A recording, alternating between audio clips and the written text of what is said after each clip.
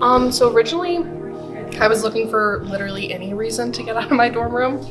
And I've always liked writing and like telling stories, and I got an email for a literal storytelling event, and I thought that was so perfect for me. It was like once a week I could go and like meet somebody new, get out of my room, and then write a story.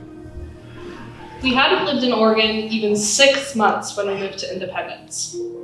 I was 11 years old, and despite me wholeheartedly rejecting our move from Arizona, I quickly found a sense of home and connection in the least likely of places. Our local laundromat. How I love that place.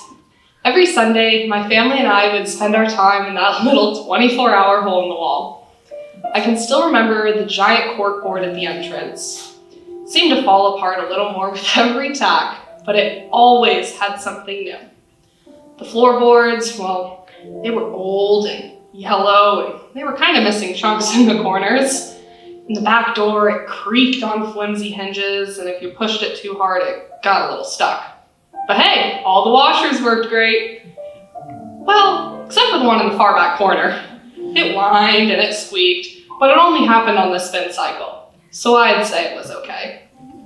Then there were the people of the laundromat. Some came in with their headphones on and they adamantly spoke to no one. They always got their laundry done the fastest. Then there were the people who talked way too much.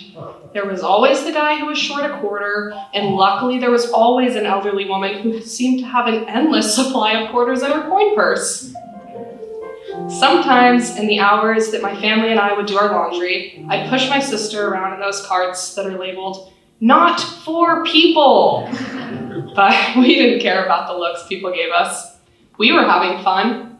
One night, I had even learned how to unicycle outside the building. Most nights weren't so exciting, and I spent my time curled in the corner, reading a book or doing homework. But something about that place always made me feel so warm and safe.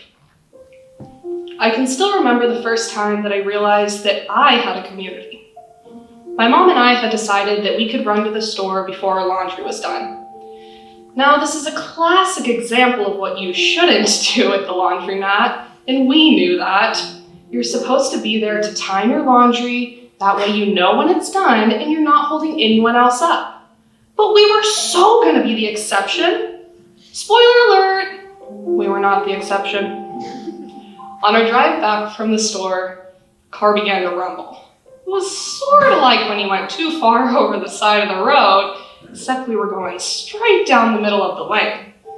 Then it began to wobble and clunk and make every other annoying and concerning noise it could.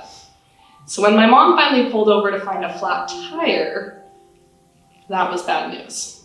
Despite the flat tire, the only thing on our minds was our laundry waiting for us in the wash.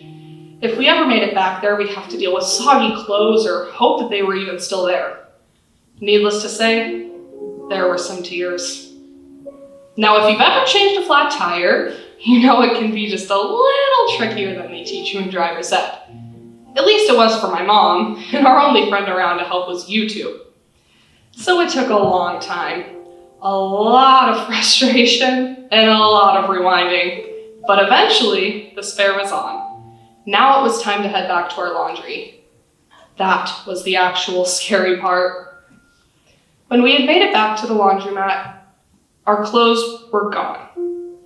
The washer they had been in, empty. In fact, all of the washers were empty, so were all of the dryers. Nothing was even going, and no one was left in the laundromat. It was worse than soggy clothes. Our clothes had been stolen. That was it. The end. Final straw.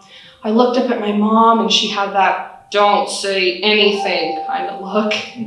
So I didn't point out the obvious. But as we walked out the back door to finally go home, I spotted my hoodie. It was on top of a neatly folded pile of clothes, neither soggy nor stolen. I remember my mom crying once again.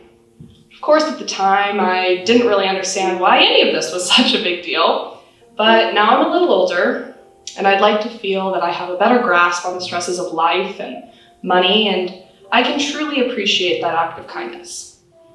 Someone who had no idea who we even were had taken their time, their energy, even their money to make sure that we went home with clean clothes. And they easily could have thrown them into a cart, gone about their day, and let whatever else happen run its course. But they didn't. Thankfully.